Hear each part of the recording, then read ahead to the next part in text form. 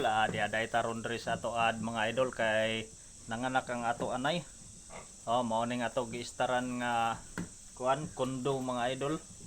Nay banig, nay unlan ug habol, kompleto ni mga idol.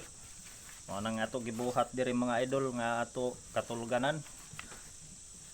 Direta na to kagabi mao ni siya. Dako kay tagasto ani pundo na to mga idol, mga 1.5 million ni mga idol gasto.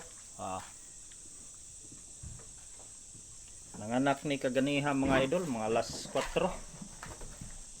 Alas 4 kadlawon, nilubog na sad mga idol. Bae naanapoy mo gawas. Dali iya anak dere Pito ni kabuok mga idol. Pito pa ni kabuok. Basig madaghan-daghan na in town. Ay para maka bawi-bawi ta. Tayo na gawas mga idol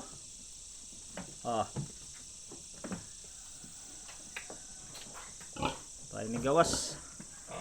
Okay, ato sa baon.